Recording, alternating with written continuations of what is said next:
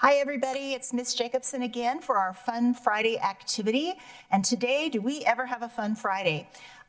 We've got a friend here from the Explora Science Museum here in Albuquerque, New Mexico. And if you've never been to Explora, you're going to learn a little bit about that. But I want to introduce to you Anthony Salman. Hey everybody, thanks for having me. Thanks for being here. So you have a ton of stuff here today, and I can't hardly wait to see what you're going to do with it all. But before we get started, tell the kids a little bit about the museum and what you do at Explora and how all this is going to go here today. Yeah, certainly. So at Explora Science Center, we are a hands-on museum. We serve thousands of kids a year, families, everybody's welcome. And we actually do a lot of outreach too. So you might have seen us in Farmington, you might have seen us in Roswell, you might have seen us in Las Cruces. We're all over the state. And I love being all over the place and seeing the kids everywhere we go.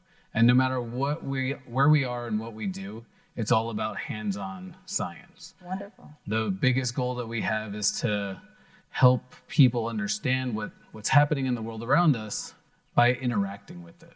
So we do lots of experiments, and we're going to model some of that for you today. That's great. And all of our students, K through 12 in APS, need to be studying science practices, including things like engineering practices. And so are some of the things that you're going to talk about today going to serve that purpose to get them thinking a little bit about how stuff works and how that relates to what they're learning about in science in their school? Absolutely. So science and engineering practices are a little bit different, but there's a lot of similarities. One of which is to come up with an idea and then test that idea. We want to make sure that whether it works or it doesn't work, that we test it out, because that's how we know what the solution's going to be.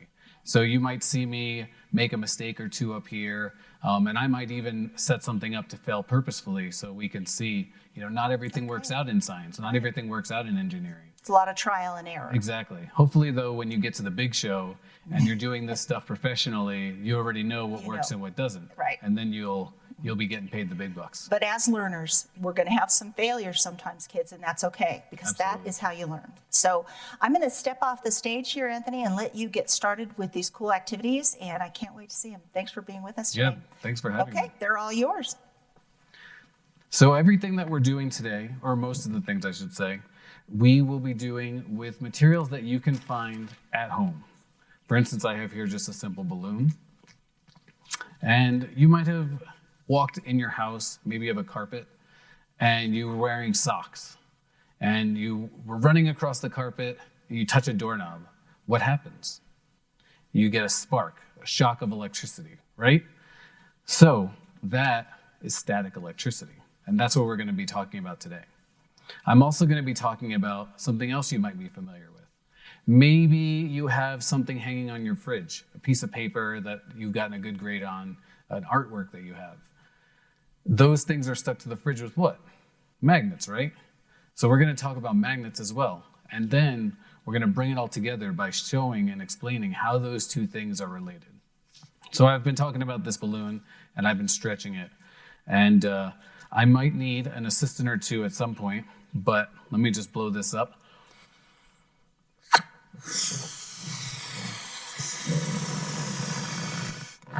All right, if you have a balloon at home, you can do this activity.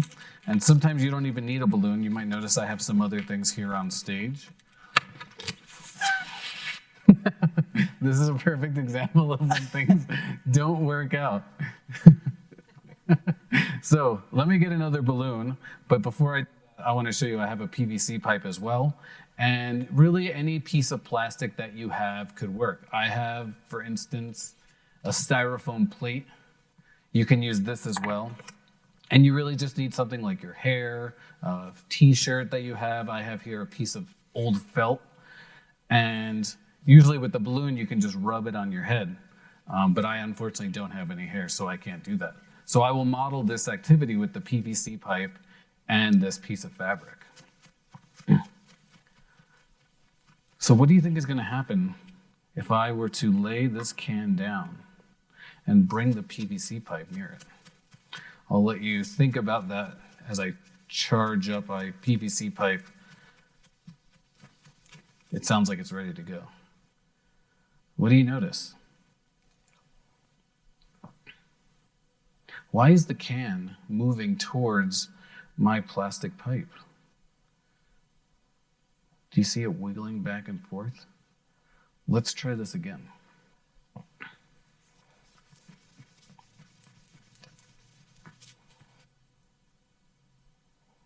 Why is the can moving like that? I think the can is stuck. Let's turn it a little bit. There we go. What's causing the can to move towards my PVC pipe? Well, that's static electricity. So you see here I have these two wood blocks, right? Everything in the universe is made of atoms. Every atom has a positive part and a negative part, right? And we can think of almost everything having those positive and negative parts. So this PVC pipe, the balloon that I had, this piece of styrofoam plate, these materials are called insulators. And inside the atoms that are in these insulators, you have all of these positive and negative pieces, right? So in a piece of plastic like this, the positive and negative pieces, they'll kind of be all over the place. When I rub the felt or my hair onto this insulator, I'm kind of stripping the electrons. And so what's happening there is my positive and negative parts are all lining up, right? So you see here, I have positive, and on one side, all the positives are going that way, all the negatives are going that way. The other materials that this world is made up of is conductors, like this can. And so with a conductor, all of these positive and negative parts, they're kind of free to move around. And that's how we get electricity. But before we get to that part, so this PVC, they're all aligned, right? I've just rubbed this cloth on there to get all these positive and negative pieces straight. When I bring it near the conductor, and these are all over the place, what happens to them? They want to align. So let's say that this can had, maybe it was positive like that, negative like that, and the PVC is charged, so it's got a positive over here. When I bring this here close to the can, we saw the can move towards it. So this atom flipped around so that the negative, which is attracted to the positive, lined up. So let's see that again now. So here I am stripping the atoms, kind of removing the electrons, which are negative, leaving only the positive parts on the outside of my PVC. And I bring it close. You see it moving, it's attracted to the PVC. So because the negative part is gone, it's positive on the outside, the negative side of the can wants to come close to the PVC. And that's what's causing this guy to kind of wiggle. And I have to keep charging it because, these things, they just fall off. They're all willy-nilly. So here's an experiment you can do at home. Maybe you don't have PVC. Let's try the same experiment with a plate. I have this styrofoam plate, and I'm just kind of rubbing the bottom. Let's see if we can charge it up enough to attract the can. Ooh, do you see that? There it goes. So as I move the plate near the can, it's a little attracted. Not quite ready for a first date yet. So you can just keep rubbing this. Sometimes though, there it goes, the can will have all of its charge. If you bring, let's say I touch the plate to the can. So there's positive charges here, right? The can now should turn positive because all the charge is jumping from the plate to the can because it's a conductor. You think about your wires at home, maybe you have aluminum foil, and if you were to touch a battery to the aluminum foil, all the energy in the battery would travel through the aluminum foil. That's what's happening here. And so that's how you create, the word static means not moving. So this is a not moving charge, but when I touch it and the charge moves, now all of a sudden we have a small spark of electricity. So try that at home. You can try it with a balloon. You can try it with, maybe you have a plastic toy. You can try it with styrofoam plates. You can try it with paper plates. See what happens. It's not always going to work. I have, let's see here. I have a piece of cardboard we can try. So this is another insulator. But can I charge it up like I did the PVC and like I did the styrofoam? Which materials work the best? Let's put this, lay our can down, and let's see if the cardboard can move the paper. If the cardboard can move the can. And it doesn't seem to have very much effect. So there's something about the paper that makes it not as good or useful in this case as the styrofoam plate. So something for you guys to think about as you try this at home. Let's go to the next activity. So I have here a bunch of paper strips, and I'm just going to kind of lay them in this plate. And I'm going to charge up my PVC again. I just realized I have my wedding ring on, which is a conductor, and this kind of metal that I have is actually a really good conductor. It's got a lot of iron in it. And I hope I'm not discharging my PVC by using my left hand. Let's try my right hand and see if the experiment works any better.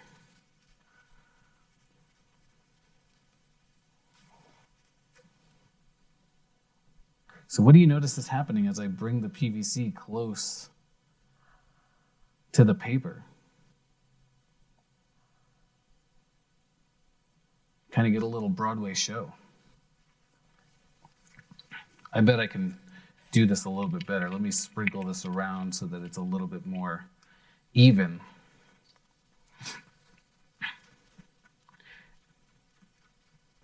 It's sort of magnetic the way it acts, right? These things, the paper is like attracted to the PVC.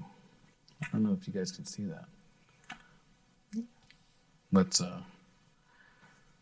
keep charging this. And you can try this with all sorts of materials. We'll do a couple other experiments, but I have here styrofoam balls of different sizes, and I even have something that you might have at home, Rice Krispies.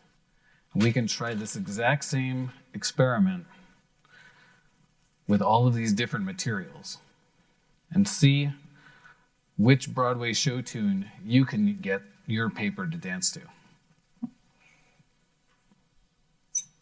Oh, I have the paper on the outside is all ready for a good time. There it goes. As I bring my PVC closer, do you guys notice what's happening? They're sort of forming like chains. Like a chain of paper clips with a magnet.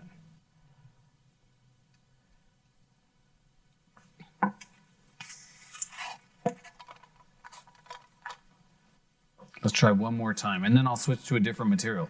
Maybe paper's not the best. Maybe we can use styrofoam and see what happens with the styrofoam.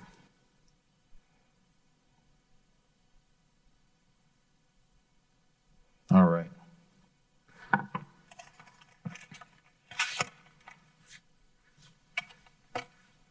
Now I've made it quite the mess with paper. Luckily, it's not muddy, and it's easy to sweep up. But it's also staticky. You can see as I try and take the paper off, one wants to stick to my hands, and two, it wants to stick to the plate.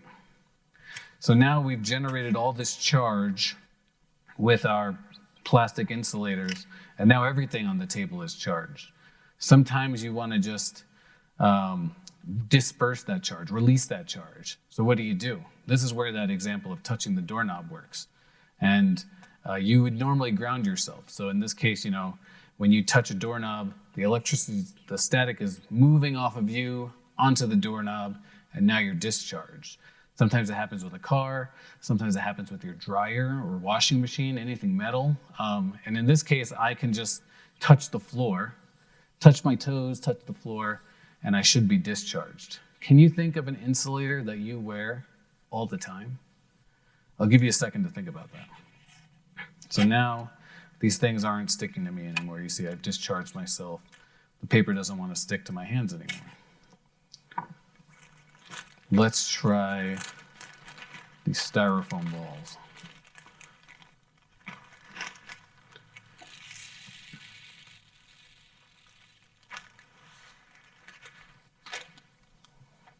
All right.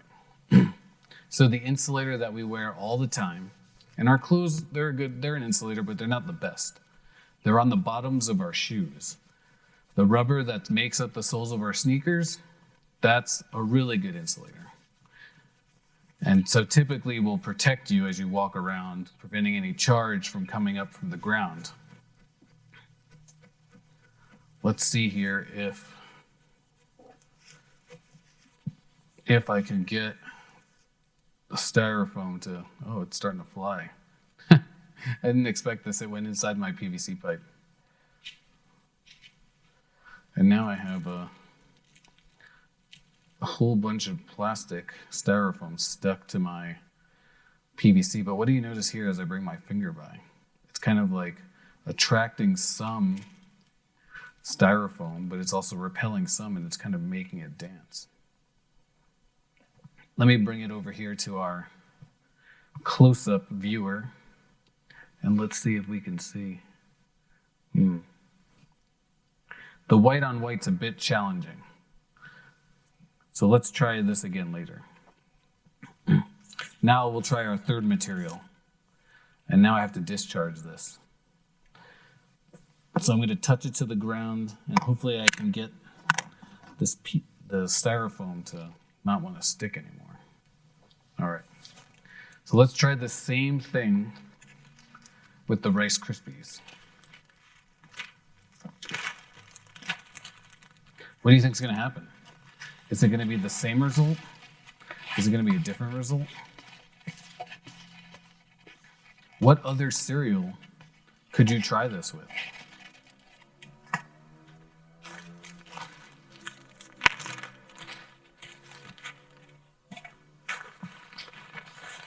And I'm just going to put a little bit on because I don't want to make too big of a mess.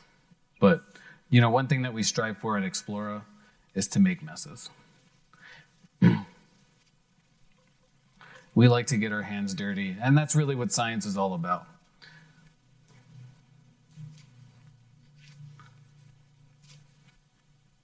All right, let's see if I've charged up my static wand enough to get a reaction. Oh, there it goes. The Rice Krispies are jumping to my wand. And you can kind of see there's some linkages happening. So remember when I talked about we call this polarity in physics. So when the atoms line up, we get positive charges on one side, negative charges on the other side, and the positive atoms are attracted to the negative ones. And so you can see here, if I were to try and put two positive ends together, they don't want to stick together. But when I bring a negative side close to the positive side,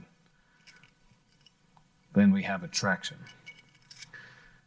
And what do you notice is happening here with the paper? We saw with the paper, we saw with the styrofoam, and we're seeing with the Rice Krispies.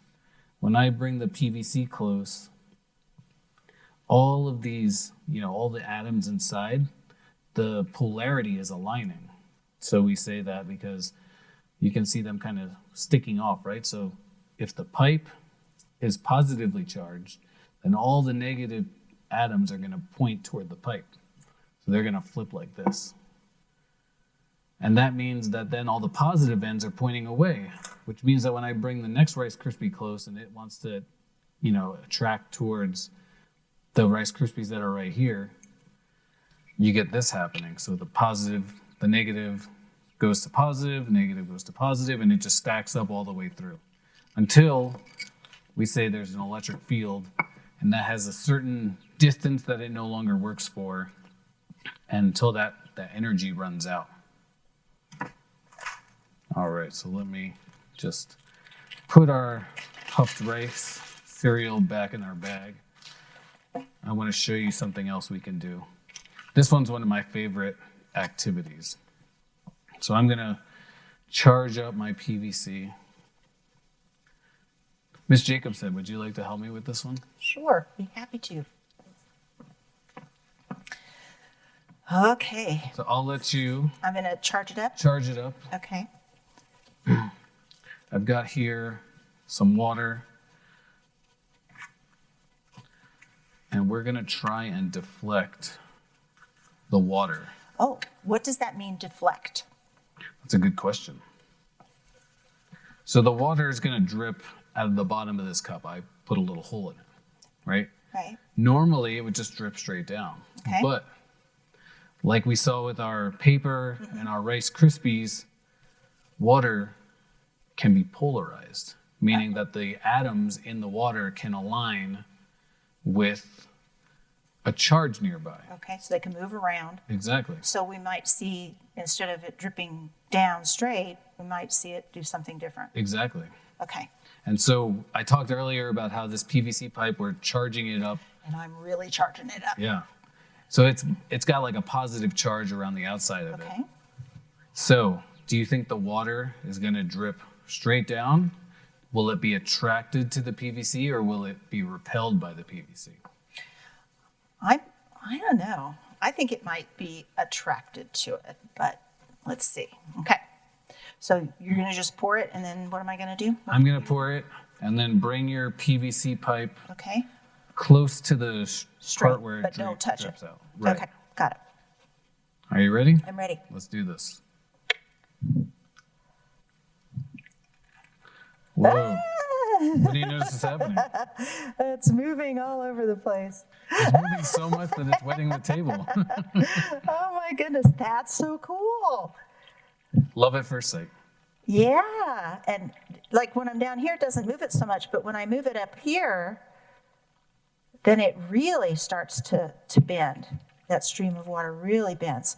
I'm gonna charge up a little bit more Yeah, here. get some more charge on there. So this is one other thing that you can do at home. I used a paper cup, but I also have a plastic cup and a styrofoam cup. I think I got it.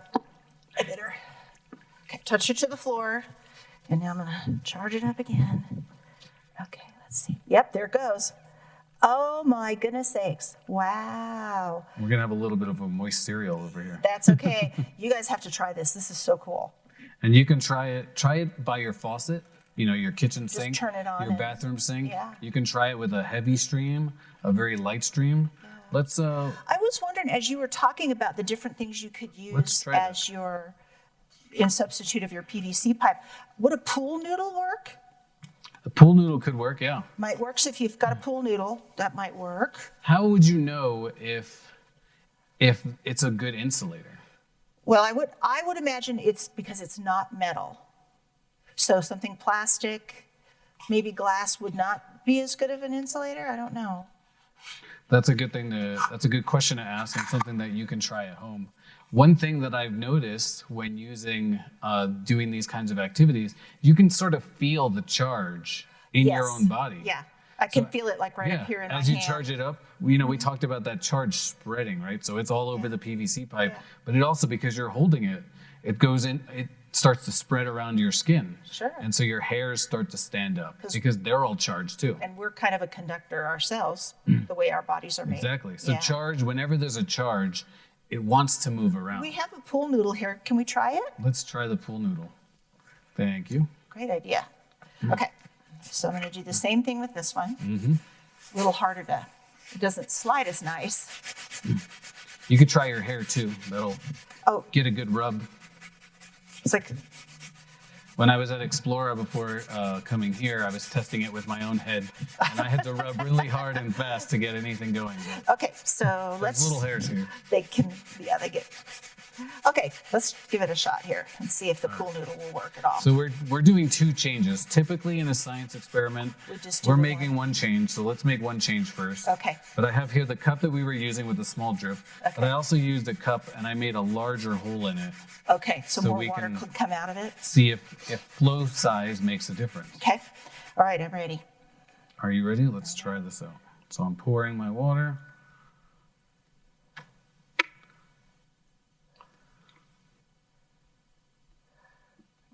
Let's see here. Yeah, I think that paper cup has seen better days, maybe. Yeah, it looks like It's working. It's doing it. It's not quite as good as the PVC, but it is bending it.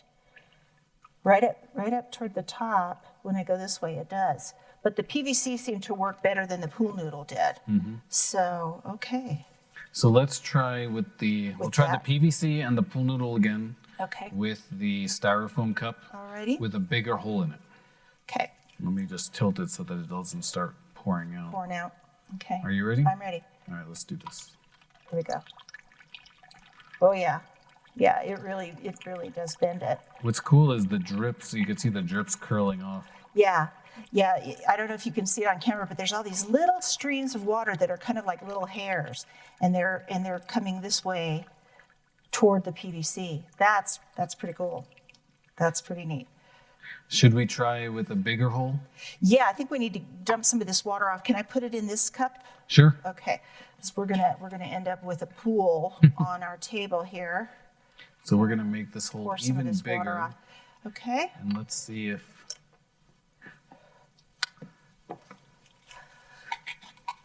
And this is a great example of an engineering practice. So we have this experiment, right, that we're setting up. So it is a science experiment. We're testing to see if the amount of water changes, how much the charge can deflect it. Right. But we're also testing it with different materials to see if it maybe has something to do with the material, the hole size. And so there's a whole lot going on. So you can kind of experiment and then pick out what works best and what doesn't work as well. Exactly. And try to improve your practice the more you learn by the materials that you're trying it with, right? Exactly. Okay. So now I have a really big hole. It's probably about 1/4 of an inch. Okay. Here we go. All right. This is going to flow out really fast. Okay. I'm ready. Ah! I kind of touched that before I let me try one more time. We ran out. We ran out. Let's see if, Here. let's pour some of that into there. Whoop. Okay. And then we can pour it back. All righty. There we go. That'll work. Let me charge up a bit. So Okay. there's one thing I'm noticing as I look at the hole in the bottom of this cup, and I don't know if you'll be able to see it on camera. Here we go. So you can see there's a little bit of water stuck inside that hole. Right in here. Right It's in stuck there. right in there. And that also is due to these, in physics we call them electrostatic forces. So they're holding it together. Yeah, the atoms in the water, they're polarized, meaning that they have the positive and negative ends of the water molecules. Okay. And the styrofoam, which is an insulator, is all charged now because we're all charged. And it's sticking those, we have attraction between the Sure. the edges of the styrofoam and the water molecules. Okay. All right. So we'll try this one more time. I'm ready when you are. All right. Let's try this again. Yeah. Yeah, it's moving it. But when I'm closer to the cup up here where it's all in one steady stream, it works better than the little droplets. So interesting stuff. So we've seen that it seems that the amount of water flowing does make a difference, right? It's a little bit easier with less water. The materials you use. The materials you use makes a difference as well. And apparently what your material, your table is made out of will also determine how wet your setup is going to be. Yeah, exactly. And, like Anthony was saying, science can be messy, and that's okay. But always make sure that you ask your parents before you make that mess, or at least that they know what you're going to do. Maybe you can do this outside, and where it doesn't matter if you get water all over the place or whatever. But make sure you ask a grown-up. And I think too, it probably makes a difference what you charge it with, and all Right. kinds of things. So that's really great. That's a great point. And we haven't tried the t-shirt piece that I have here. Yeah. So we could try that as well. But before we do that, I have a really fun experiment for you. Okay. Let me get this styrofoam off. You can just put them on the floor, and we'll sweep them up.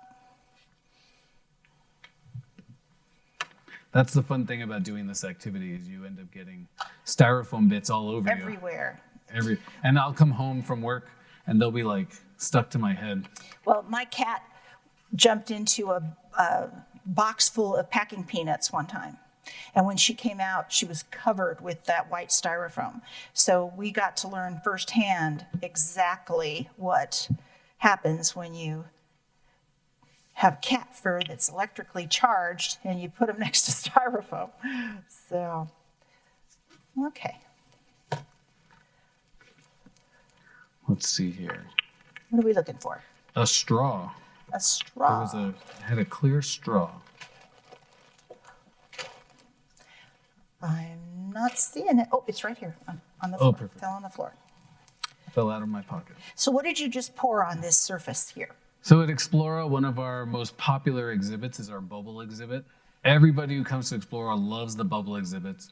And I highly encourage you, one, to come check it out and play with it. But also, if you can find one of our educators over in the bubble area, we all know lots of fun tricks with the bubbles. Great. Great. My I've favorite, been there. That is a fun one. It's a fun place to go. It's universally loved. Yeah. My favorite trick is to blow a bubble inside of a bubble. Something that you can do at home, but Explora has our own patented bubble solution, and so I brought some of that. So that's your bubble solution. Exactly. So this isn't just the kind you get at the dollar store that you blow bubbles with a wand with. Right. Okay? And on our website, explora.us, if you search for bubble solution, we actually have a recipe for it online. So they can make their own. Exactly. And it's safe for kids to play around with? You don't have to worry that they're going to get sick if they play with it? Or... Yeah, it's mostly Dawn dish soap okay. with water, and there's a chemical called glycerin, which is kind of like a sugar molecule that just holds it all together. Holds it all together. Okay. And so I have here our patented bubble solution. So you poured that on this piece of plexiglass here that we covered our table with. Okay. Exactly. And I would bet that this activity would work with any sort of smooth surface. Okay. But I brought the plastic just to be on the safe side. Okay. So like a linoleum table or... Exactly. You want it to be an insulator and you want it to be very smooth. Because the reason why is you need to be able to make the bubbles happen. Sure. So I have here a straw, which I'm just going to use to blow bubbles. Okay. And if you don't mind charging that up for me Okay. while I get some bubbles ready. All right, and I'm trying the T-shirt this time to get it all charged up. And I think I'm going to change hands too because I have a bracelet on that might be causing it to not charge very well. Okay. All right, let's see what happens when you bring that close. Our camera guys have to be ready for that. Oh my goodness. Okay, so here we go again. Okay. What did you notice was happening? Well, it's moving toward the PVC pipe, and if I push it too fast, it pops. But it is moving toward me. Okay. Let me try that one more time. I think we still have a few minutes left that we can. We've got about 25 minutes or so. So I poured the bubble solution all over the surface, and you saw me kind of spreading it around. The reason why I was doing that was so that it's easier for the bubble to move. Right. If there's no liquid on the plastic, it'll kind of stop at that point, and it'll just pop. Okay. Let's see if we can get a couple of bubbles going. Okay.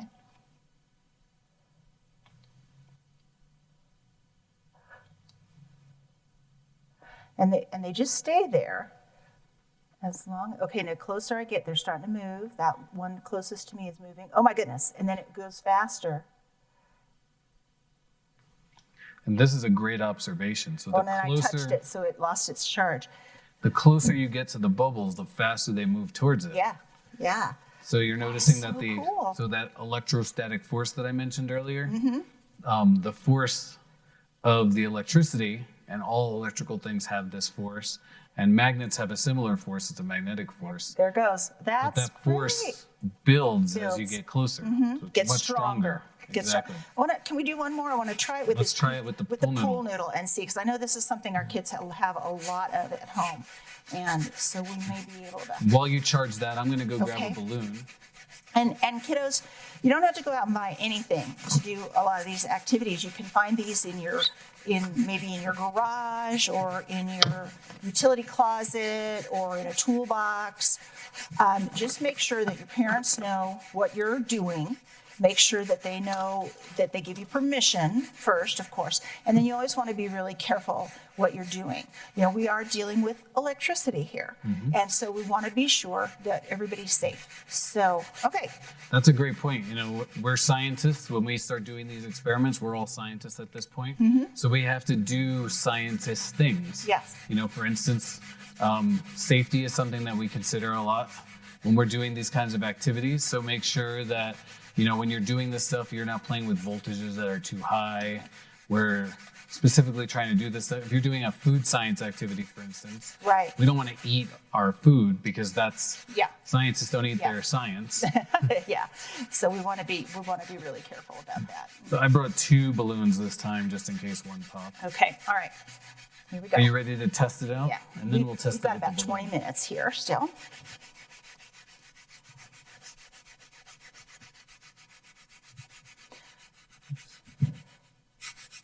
Okay, those are good ones. Okay, so let's see if a little bit. I mean, it's barely moving, but it is moving.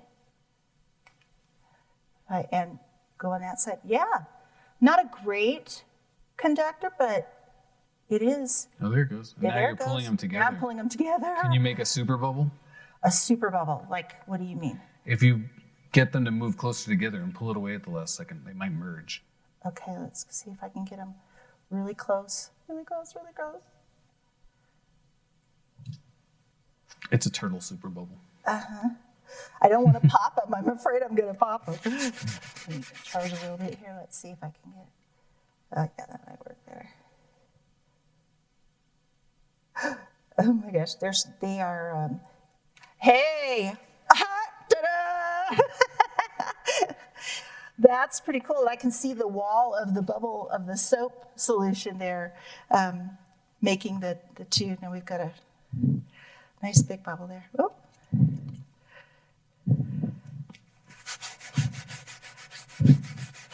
Yeah, it'd be good if you did this with a friend or with one of your brothers and sisters or cousins or with a grown-up, because then one person can be charging up the object and the other can be blowing the bubbles or whatever they need to do.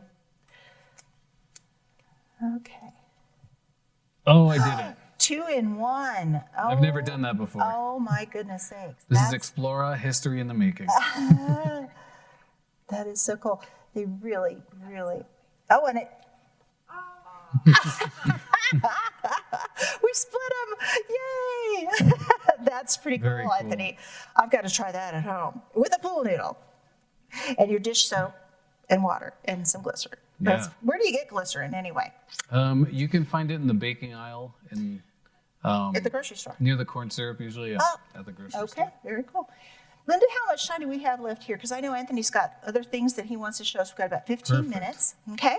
All right. All right. So now we're going to take a break from the electrical stuff, Okay. and we're going to move towards the magnetic things. Okay. So I have here a couple of magnets. I'll show them on the big projector. Okay.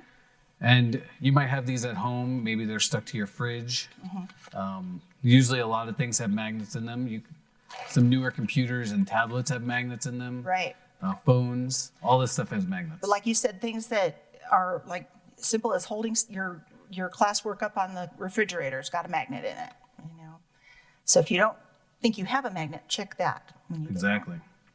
So some things are home. Reach magnetic. behind you here and get some paper towels while you're talking. No problem. Some things are magnetic and some things are not magnetic. How would you know what's magnetic and what's not magnetic? Let's try a very simple activity.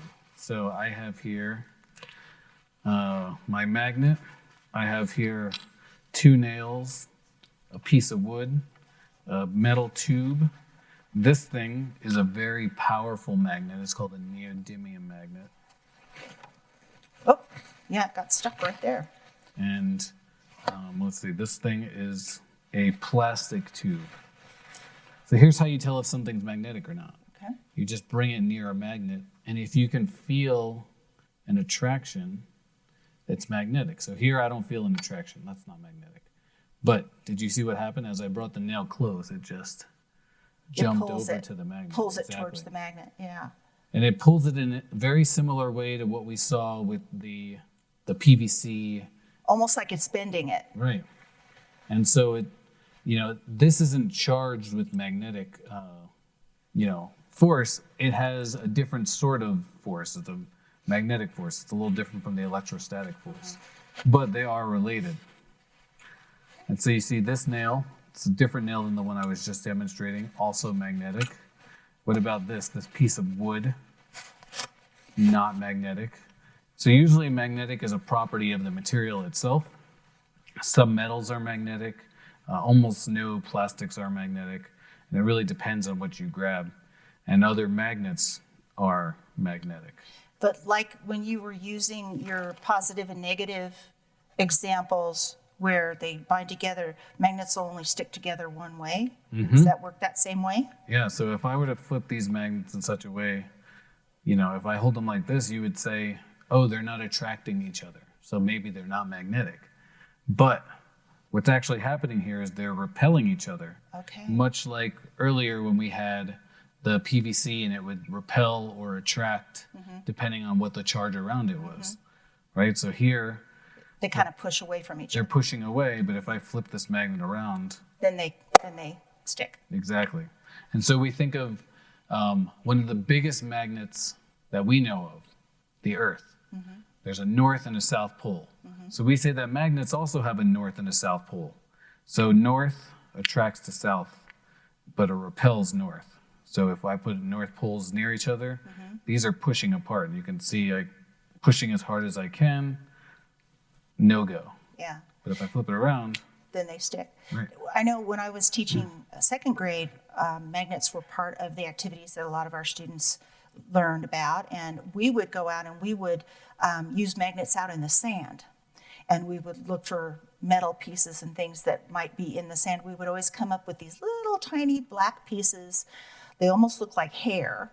And I understand they're iron filings. And they're in the dirt. Right. Just part of the earth. Yeah. And so you can gather those with your magnets when you're putting them through the sand out in your yard or the playground or the park or wherever. And we used to collect that and make interesting designs with it. Looks like you've got some here, things here. So I have two fun stories that relate to what you just said. Okay. One, a dear friend of mine, Dwayne Dill, one of the founding educators at Explora, he used to do this thing where he would leave magnets near his rain gutters. And with the rain would wash down the gutters, it would collect all sorts of magnetic materials. Out of the rain. Out of the rain. And some of those things were micrometeorites, microscopic meteorites that would just collect on the magnet. I have to try that. So you can try that at home if you have any sort of magnet. You can leave it outside. You can leave it inside even. It's just kind of floating around the air. These things are so small that they kind of need to accumulate on the material. My second favorite story about that is meteor hunters. So meteorites are very magnetic material. And I can actually prove that because my wedding ring is made of meteorite. Oh, there you go. Which is why I said it was very special earlier. Yeah. So if I bring this magnet nearby, It's attracted to it. And this neodymium magnet, which is very powerful. It's gonna really stick to it. Yeah, that's great. How much time do we have here? We've got about 10 minutes left. So So let's get on to our next activity. So the professional meteorite hunters will drive around the desert with gigantic magnets attached to their vehicles, and they just kind of skim over the sand like you were doing. And collect it. And collect whatever comes up, and then they sort out, this is a muffler, this is a metal bar, this is a rock that came from outer space. Interesting. And New Mexico is a great place for that kind of stuff. So you can go to lots of different locations around the state and collect that kind of material. So what I have here is the nail that we were playing with earlier. Maybe I should switch to this one. But magnetic things, they're kind of like the atomic poles that we showed earlier. When the papers were standing on end. So all the atoms, they're kind of scattered about, right?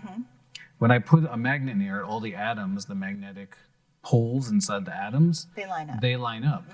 So I can kind of charge a material to be magnetic. So I'm just rubbing this magnet onto this nail and trying to just get it all around it so that all the poles line up so that they're all pointing north that way and south that way, or whatever the poles are. It's not labeled, so I don't know.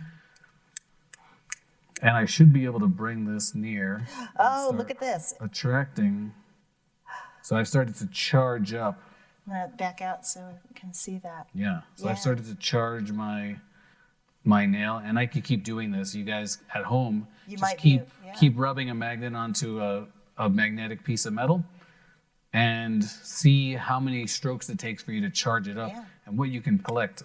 How many maybe in a row. You could even have like a competition with your friend who can gather the most nails or metal objects and make them stand up. Would like a pop top on a soda can, would those kinds of things work? Possibly. You can definitely try it. Aluminum is not very magnetic. Iron is typically one of the best things that you can find. So think about like an iron nail, the bar magnets that you have on your refrigerator, those are usually made out of iron and ceramic. Yeah.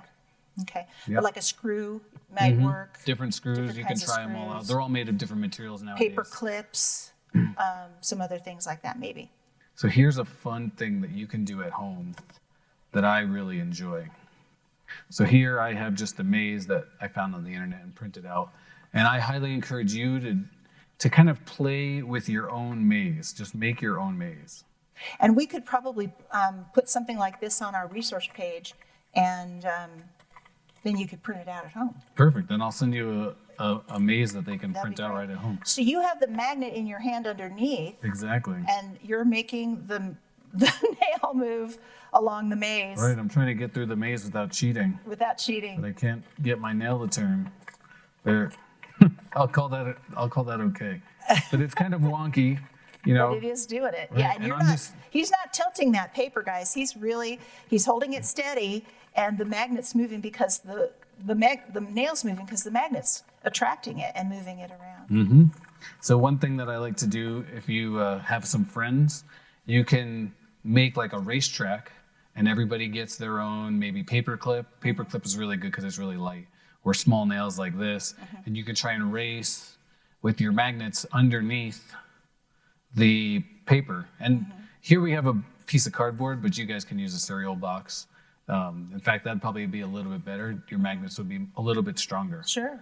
And I want to just show you how strong this magnet is. Okay. So if I hold it here, I should be able to attract. Usually I need actually another one on the other side of my hand. So you've got the magnet on the other side of your hand, and you're making let's see, hold your hand really still there. Yeah. So the magnet is over here on this side, and it's attracting the nail on the back of his hand. Okay. Oh, and now I've charged my ring, so it's still. So now it's going to hold on to it for a while. You could also test that and see how long it actually happens. We've got about 6 minutes left here, Anthony. Perfect. Okay. So I want to show you now a quick demonstration that proves that electricity and magnetism are related. So we have here, there's just 3 different materials. I think this is a plastic, this is aluminum, and this is copper. And this is what? Plastic. Plastic, aluminum, and copper. Okay. Mm-hmm. So 2 are metal, 1 is not metal. And we said that the plastic is an insulator. Mm-hmm. I have at the very bottom, I'm going to flip this upside down, there's ring magnets over here. So when I flip it, the magnets will fall. Okay, but watch what happens when I flip it. What do you think is going to happen? I'm guessing, but because of what we learned, that this magnet will fall. This one, you said aluminum's not a really great metal for those kinds of things. This might go part way. But copper, maybe it'll hold it right where it is. I don't know.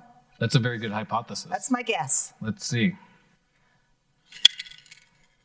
Ooh. What did you notice? Well, I was not totally correct, but I was on the right track. This one fell faster. This one fell a little slower, and this one fell the slowest of all 3. There we go. Yeah. And I'll do that one more time, and then we'll talk about what's happening here. So as we talked about earlier, the plastic is just an insulator. The magnet has no attraction to the plastic. So it's not going to stick So it's not going to do anything. The magnet's just falling because of gravity. Okay. Here, this is aluminum, and we have these poles. We've talked about polarity constantly throughout this thing. So in the aluminum, there's all these metal atoms that are like this. And as the magnet's going through, all these atoms have magnetic poles too. Sure. And they're sort of aligning with the magnet. And that's what's causing the friction as it falls, maybe. Almost. Okay. So we'll talk about the next thing that happens. So the magnet's slowed down in the aluminum, but not dramatically. Right. With the copper, this copper one, it goes really slow. Really, really slow, yeah. So here's where it gets interesting. Okay. We talked about atoms having, electrons, right? And in metals, those electrons are free to move around. When electrons move in a metal, that's how you get electricity. And so what's happening here is as the magnet's falling, it's pushing the electrons through the metal. It's creating an electric circuit. Oh, so it's connecting. But here's where it gets interesting. So that electric circuit has magnetic properties. So the electrons, as they're moving, they're creating tiny magnets in the metal. So they have that positive, negative thing, polarity going as well. And the magnets that are being made in the metal are pushing back against the magnet that's falling. And that's why it's going Which slower. is why it's going so much slower. slower. That's great. I love that. That's really, really fun. So you guys, if you have if your parents are plumbers, you might have some copper pipe lying around. You can drop a magnet down the center of the pipe and watch it kind of tumble very slowly through the pipe. Very exciting stuff. It's one of my favorite activities to demonstrate. Yeah, I think we forget sometimes how magnets are everywhere, and we use them in all kinds of things. In this document camera, in our Promethean board here, our phones, all of that stuff. There's always going to be some sort of magnetics going on inside those devices. They use the magnet for a purpose, one way or another. And our engineers who study that, they're the ones that come up with all those great ideas. We've got about a couple minutes left. I don't know if you had one more quick experiment that we could do really let's fast? look over at this plasma ball. Oh, yes. And maybe we can dim the lights just for a quick Yeah, second. we were playing with this earlier, and I want one of these. This is so much fun. So we're talking about electricity and magnetism and how they're all related. Right. Believe it or not, light is related to electricity and magnetism. Yeah. So here we have this ball. It's full of gas, right? Yeah. Which, when it's unplugged, and I'll just unplug it real quick, Nothing's happening. nothing's happening. Right, but Okay. the gas is still in there. So we go dark, and you can't see anything. I turn it on, and the energy from the electricity is exciting the gas. And it's making it move around. And that's creating a plasma. And so the reason why it looks like it's moving is just because the electrons that are flowing through the They're plasma, moving they're around. just looking for the shortest possible path. So they're trying to be efficient. Now, I noticed when you put your hands near it or on it, they really changed. Why is that? So you mentioned earlier we're a conductor, right?